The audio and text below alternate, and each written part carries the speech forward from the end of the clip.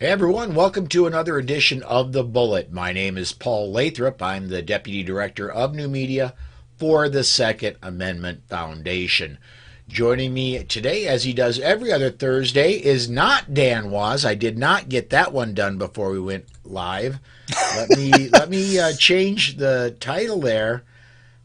We've got, and I thought it. Yeah, there we go. We have Matt Mallory of Meet the Pressers joining us today.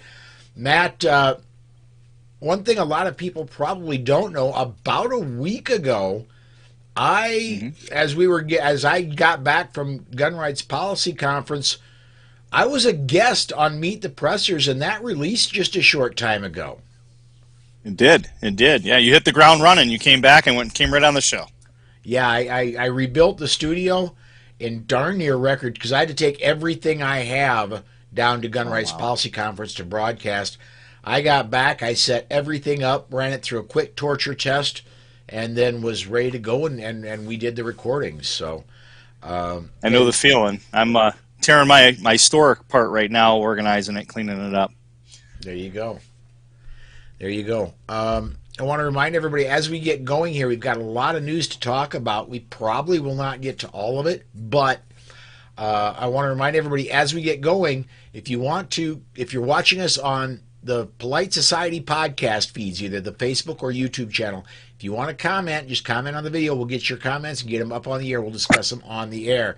If you're catching us anywhere else, if you're catching us on the OpsLens app or anywhere else, go to Twitter and tweet with the hashtag #TheBullet, and we'll put those comments up as well. And we're already getting some check-ins on YouTube and one check-in over on Facebook. So let's go ahead and get into the news. First story, and this broke, and I'm not kidding, minutes ago. I do my news searches about 3 hours before we go live, and I was doing supplemental search for additional information into a later story, and this one caught my eye a couple of minutes, just as Matt and I were talking before the show. This story off of Reuters: a federal judge in West Virginia has ruled that a federal ban on possessing a gun with its serial number removed is unconstitutional. The first such ruling since the U.S. Supreme Court dramatically expanded gun rights in June. Awesome. And I want to say to Reuters, they didn't expand gun rights, they restored them. So spot on. I mean, I know the case, probably the gentleman isn't a great, the reason that it came about isn't a great reason, but at least it's, all right, we'll take a win wherever we can get it. Yeah, absolutely.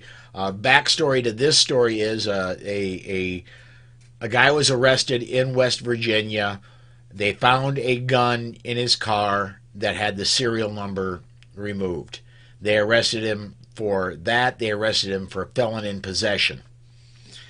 And I honestly believe both those charges are bogus, because if you've served your time and you're out in the public, you paid your debt to society, you ought to have your rights back. But definitely the gun without a serial number, that's absolutely unconstitutional in light of Bruin. So and totally agree. And to get the comments that are coming stuffed right now, in the light of New York State Rifle and Pistol Association versus Bruin, because New York State Rifle and Pistol Association is the one that won, not Bruin. By the way, did you hear that Bruin resigned? Really? Yes. I didn't hear that. Yeah, Bruin resigned from. He got sick of being sued? Well, and apparently got sick of his name being used in something that restores gun rights. So yeah, I didn't realize that until I actually started reading the second suit, that my county sheriff, DA, and only judge left in the county, that all the other ones retired, all got sued. And I'm having drinks with the DA next week, and I'm having lunch with the judge the week after that. Nice. So it'll be an interesting get together to talk to them about them being named, their position, not them personally. I mean, sure, it is personal, but it's really because of their position. Well, and that's commonly if you hold a position, you get sued. If you retire, if you're an elected official and another person comes into that office, the lawsuit changes the Yeah. minute that office changes. So Right. the names of the on the lawsuit change anyway. For sure. But yeah, the victory in this one, and we'll take it. We'll have to see how high it goes, how quickly. Yeah. But this also gives good news to those who are fans of 3D printed firearms, because if Yep. you can't if you can't outlaw removing a a doggone it, my brain is freezing up. Serial number. Right. If you cannot outlaw removing a serial number, you cannot mandate putting one on there.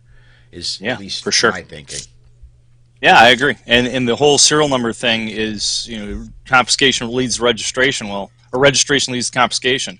So if you get a serial number, I mean, uh, right? I mean, that's why they're doing that. Why are they microstamping? Why do they want to trace everything back to the bad guy? You already got forensics on bullets when they come out of the chamber, Sure come you down do. the bore. Sure you do. Not only that, and you're right about all this going back to confiscation. Um, the I want to go to the New York State Rifle and Pistol Association versus Bruin decision, and it said that basically a gun law needs to trace its roots back to 1791 when the Constitution and Bill of Rights were ratified. Mm-hmm. And we did not have serial numbers in common use until the 1968 Gun Control Mm-hmm. Act, which is very recent compared to 1791. I honestly believe that in the expanse of time, that's going to go by the wayside as well. Yeah, and NFA, all the NFA stuff for sure. Yeah, Eventually.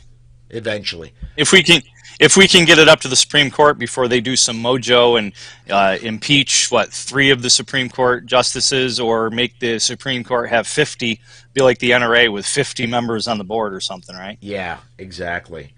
Yeah, and Dilute it. here's my fear, and I alluded to this yesterday too. We are coming in November on an election, and I honestly believe it's all done but the crying in the House. The House is going to go Republican, and I think it's going to go strong Republican. The Senate, I believe, is going to at least get 1 or 2 seats, which will give control of the Senate to Republicans. My fear is what happens between the first week of November and the second week of January, when this lame duck Democrat-controlled House and split Senate is in session. Last time that happened, we got Obamacare. I'm worried that this time we're going to get some kind of freaky gun control, or we're going to get the law that says now there are 74 members of the Supreme Court. Yeah, I mean they're gonna pull out all stops, right? I mean Biden did say the other day that he's going to get an assault weapons ban. Oh, I hate saying that, man. They just feel like a knife in my heart. He said he's gonna pass an assault weapons ban, and that would be the time that he would do it, right then and there. When else is he going to do it? Because if he loses, he's done, and who knows? He's going to get voted in again in 2 years. Hope to God not. I honestly don't believe he's going to run in 2 years. I don't see how he could. He's not mentally capable of doing that. He freaking. How many words are in 911? Right? I mean, like literally, he's like 2, right? 2 911. And every day what's the number? Every day he's in front of a camera without a teleprompter. It's further proof that the guy just does not have it going on anymore. Yeah. At one point, he was formidable.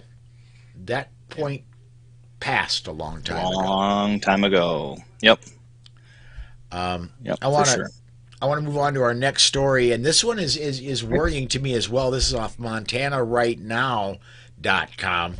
Story out of Great Falls, Montana. According to Cascade County Sheriff Jesse Slaughter, local county employees and people noticed someone with Canadian plates watching people at a gun show.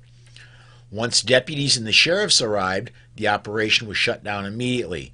This is quoting the sheriff. It's very dangerous to have an operation like that, and we should have been notified.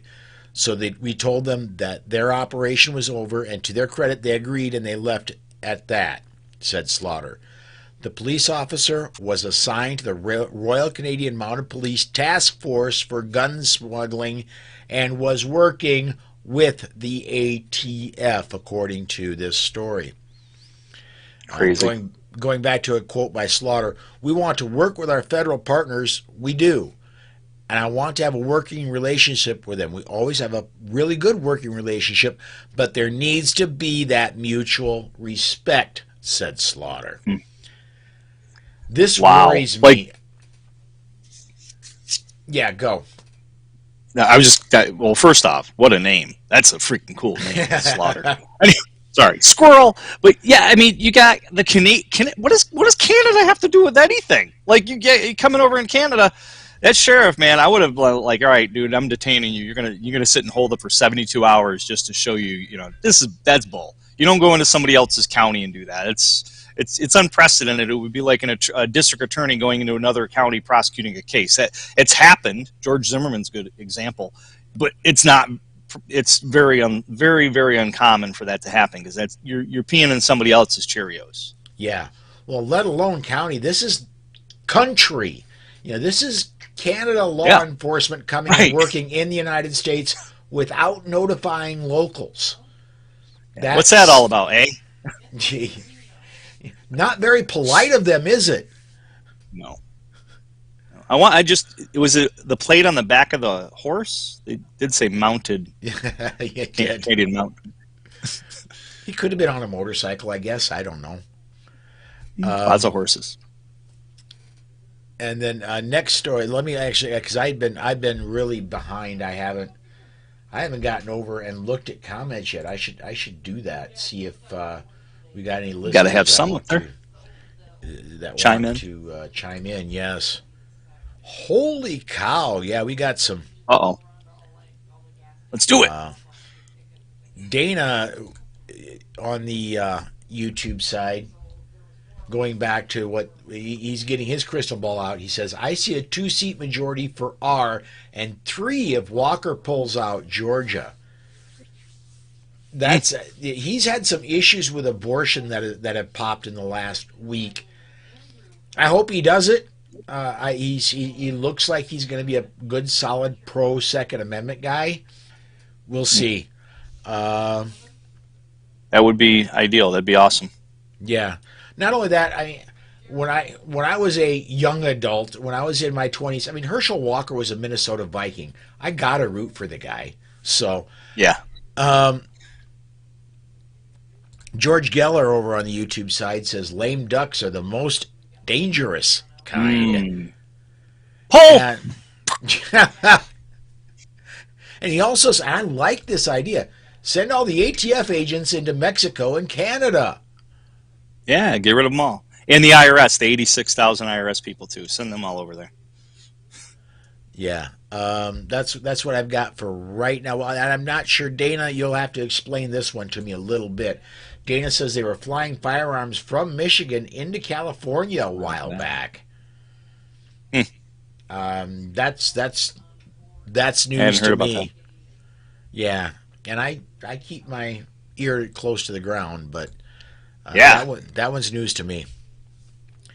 Let's talk a little bit about your home state, New York. This off WAMC.org. Yeah, I think we should. This is it hit the news pretty hard today. An appellate judge issued a stay on a district court ruling that halted parts of New York's new concealed carry gun law. Democratic State Attorney General Letitia James appealed last week's ruling that found parts of the measure violated the Second Amendment. The law was approved this summer after U.S. Supreme Court overturned New York's century-old concealed carry law. The new measure expanded background checks for license applicants, requiring them to provide years of social media posts and prove good moral character, and establish sensitive locations, basically including the whole state. I added that last part. A.G. That's James right. says the law will remain in effect until a three-judge panel on the Second Circuit decides on the motion to stay. And of course, Governor Kathy Hochul, or Karen Hochul, Karen Hochul. cheered the development. So yeah, And we bit of a talked about it a setback. little bit.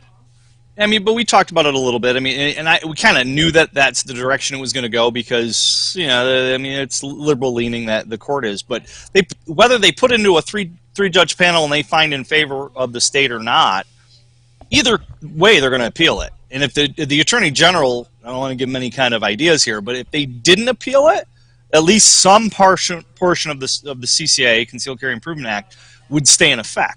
But she's hell bent on making sure it all stays in effect, and she has no way to do that because it's going to get appealed. The GOA is going to appeal it. Guaranteed, they're going to appeal it to the Supreme Court and take it all the way to the Supreme Court. And unless during that lame duck session they do something to mess with the Supreme Court, it's going to be good. Right? I mean, Yeah. we're going to win.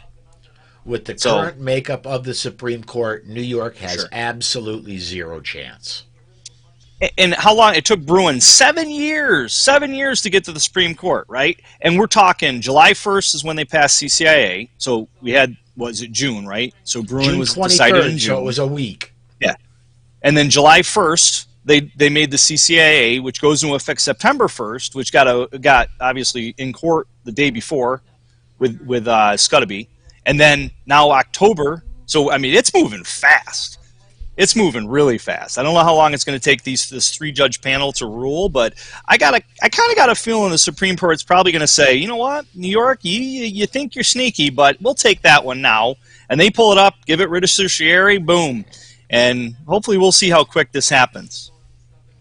That would be a question when I have Alex Ugly on next week. I'm going to ask, can the Supreme Court pull cases that are in districts that they want to take? That's I'm going to write myself a note to ask him that. Yeah, that's good. I don't know. Or even if they don't take the case, if they don't pull it, at least they put it to the top of the pile once it does get to their court. I got a feeling that at minimum that'll happen.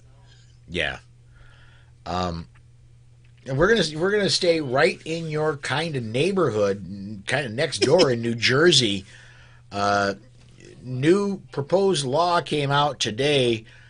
This is off Bearing Arms, a Tom Knighton story. New Jersey residents hoping to carry guns in public would first be required to buy insurance and complete gun safety training under a measure to be introduced by legislative leaders on Thursday. Steps that, if enacted, would represent some of the strictest gun rules in the country. William Kastner, an advisor to Governor Philip D. Murphy on firearms issues, said the legal challenges that New York law is facing will be instructive as New Jersey finalizes its legislation. They just ain't getting that. Yeah, New Jersey is at least now has the benefit of crafting this law with an eye toward defending new requirements on training, mandatory insurance, disqualifying offenses, and sensitive places where guns will not be allowed at all, Mr. Kastner said. What I want to go into about this, it was a couple years ago, New Jersey tried outlawing insurance for people owning firearms simply because they were calling it murder insurance. Now they want to New York was in the it? same boat. And New York was in the same boat. They outlawed it, basically sued the NRA and fined the NRA millions of dollars.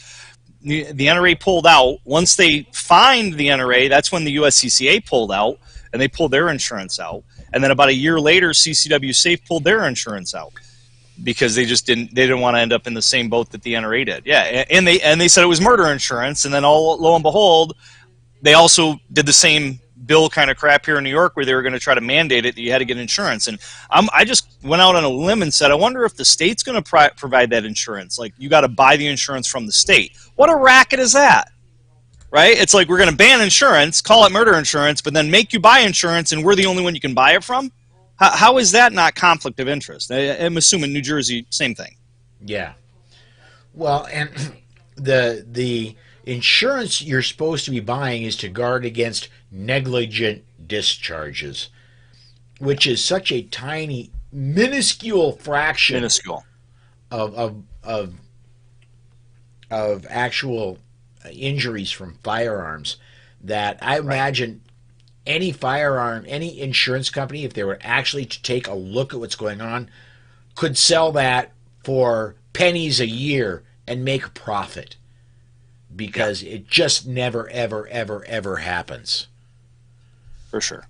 Yeah, it's a very, very limited of if that happens. And then on top of that, I mean, I hate to say it. I really hate to say this, but my first thought is like selection of the fittest. You got somebody who screws up with a gun and they put a bullet in themselves. Well, they're not going to breed and they ain't going to be around. So, eventually we weed out all the idiots shooting themselves with guns. I don't know. I mean, I probably shouldn't have said that, but There is that, and I'm not strongly disagreeing with. I'd rather when somebody gets a firearm, they decide this is something that is inherently dangerous. Maybe I should figure out what I'm doing and get some training. yeah, like a Um, car, like anything. You don't have the yeah. experience. You go, hey, mom, dad, teach me how to drive. Well, yes, that's an important thing, son.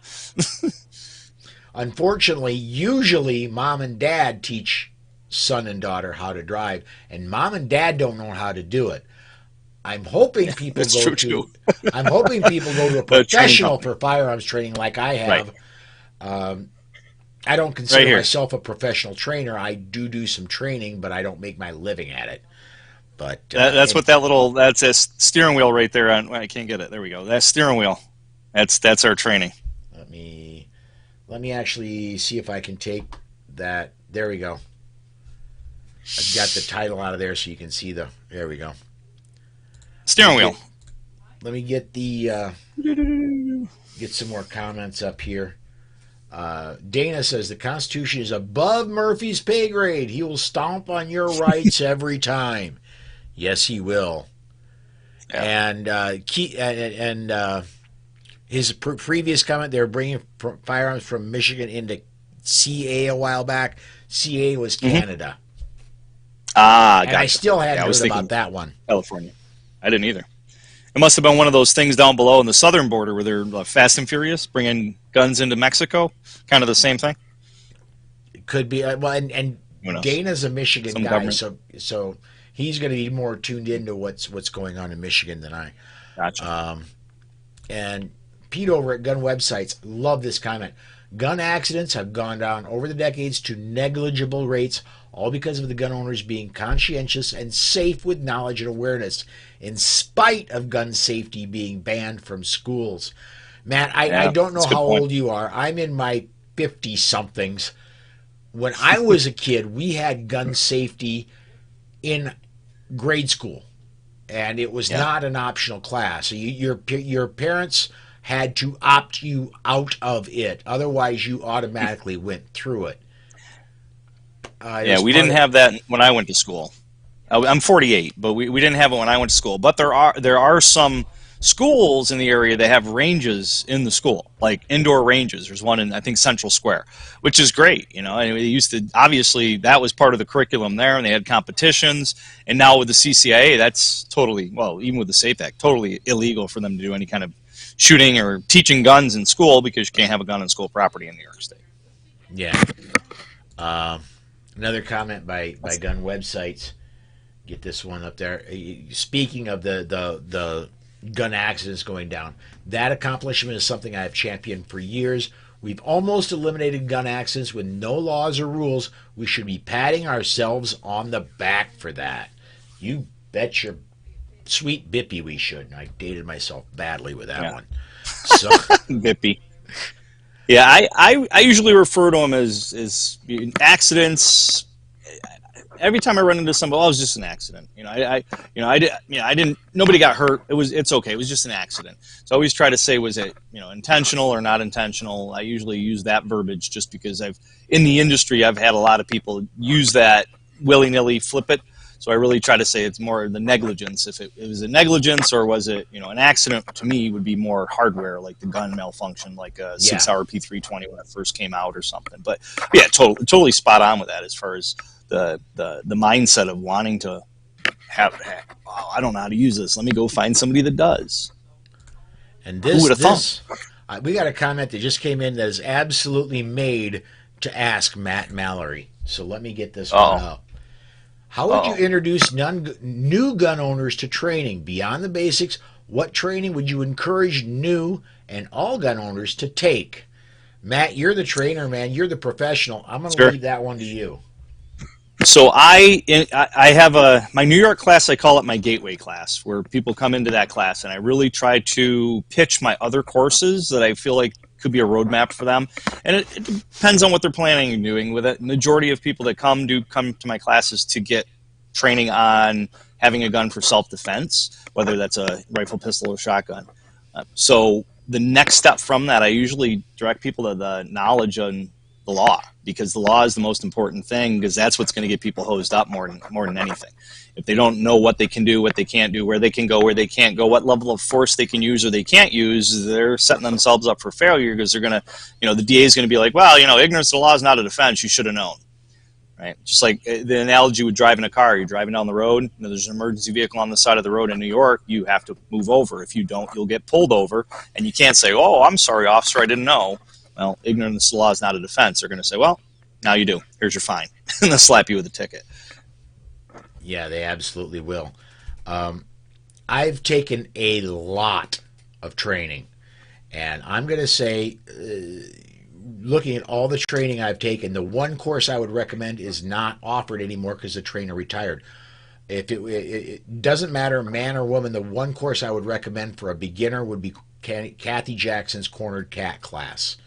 But Kathy retired from training. She's no longer doing that class. With that out of the picture, I would say Masada Yu does his Mag 40. That is an amazing class. It's not the cheapest class in the world, but it is extremely thorough and will give you a great handle on the basics. Yeah. And it's good. It's good you mentioned that, because Clint Macro, my co-host on Meet the Pressers, producer of Meet the Pressers, he and I are hosting MAS in Western PA the first weekend in November, and we're doing the Mag 20.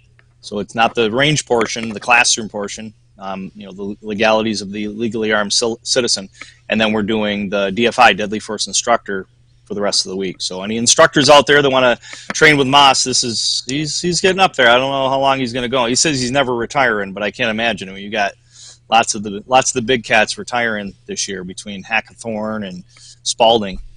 So I would love to, and I don't know, when the last time I had mask here was just after I had my stroke and my heart attack. And I kind of announced publicly that was my last time I was hosting anybody. I'm not ready to turn on that and say 2023 or 2024, but work yourself back in slow. Take your time. See how it goes.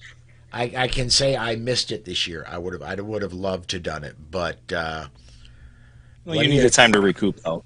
Let me get a couple more comments in here. George over on the YouTube side says, in California, we did not have gun safety class, and that was a very long time ago. Gun websites, once a year through 6th grade, a police officer would come in, tell us to leave guns alone, then let us look at theirs so we wouldn't be curious and know what a real gun was all about, answer questions, and then they left. I remember vaguely being that age, and yeah, that's not gonna satisfy a 6-year-old's curiosity. No. Once a year, no, that's the no. Yeah, no, I'd be like, don't touch this, Matt. It's very dangerous. Don't touch this. And be like, exactly. One more comment here, also from Pete over at Gun Websites. Mag 20 is a great intro into real training for folks who want to experience it. And they do 2 Mag 20s, the Mag 20 Classroom, Mag 20 Range. Either of them are very good.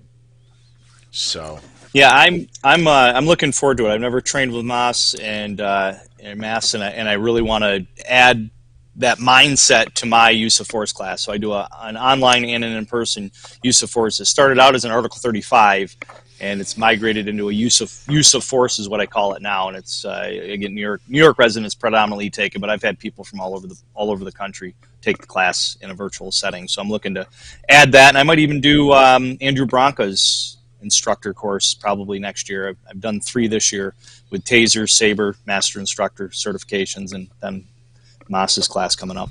So okay, all right, and give me a second here. I realize now that I screwed up. And Facebook people, you didn't get your comments. My software didn't pick up your comments. I'm sorry. That's partially because of a screw up on my part. Let me get this one in from Roderick. And by the way, I got the chance at Gun Rights Policy Conference to meet Roderick in person, and that's awesome. But anyway, Roderick says, I believe Attorney Mark Smith calls New York State Rifle and Pistol Association, NYSRPA, NYSRPA. Oh, yeah, NYSRPA. NYSRPA. Okay. Yep. I still say it's easier to say Bruin, but and let's face it, I would love an anti-gun person to have to be, whenever somebody says a gun victory, they get their name announced with it. You know, it would be even sweeter if it was New York State Rifle and Pistol Association versus Letitia James or Kathy Hochul. And that would have just been so. Yeah, please, New York State Rifle and Pistol Association, file more lawsuits. Letitia James, Kathy Hochul. Yeah. Anyway, I think they're named on some of them, but yeah, I always find that weird how they target a certain person versus the government head itself, the one that actually signs the law into law, signs the bill into law. Well, we're over on time, Matt. On our way out the door, what do you want? Anything you want to plug today, man? Oh goodness, just training like crazy. So anybody's interested in, I just added Taser to I'm a Taser Master Instructor, one of 18 in the world now. Just did that a few weeks ago out in Arizona. So if anybody's looking to become a Taser civilian instructor, then I can do that. And I'm going to be adding that to my website for people to host me for that. Still doing UTM, still doing Saber as far as pepper spray and force-on-force instructor training, certifying people all over the country. So that's that nationally, NRA and USCCA as well. Anybody looking for that nationally, cool, or any of the other courses I teach, I for some reason like to travel, I guess, sort of, kind of. Okay. And if somebody's looking for that episode of Meet the Pressers that has this ugly former trucker on there that's got a goatee, and how would they find that? Yeah, meetthepressers.com, and then you can find our YouTube link right there, or Meet the Pressers on all the social media, and Facebook's predominantly the one we push the most on. But yep, you're the one right at the top. So they hit YouTube, and you'll be the first one there. Very cool. Well, Matt, as usual, great job today, and thanks for coming along, man. Thank you, sir. Always have fun. All right, folks, that does it for today. Tomorrow is Training Friday, and we're going to be talking about pistol sights on Training Friday. Come join us 5 p.m. Central Time tomorrow. Until then, thanks for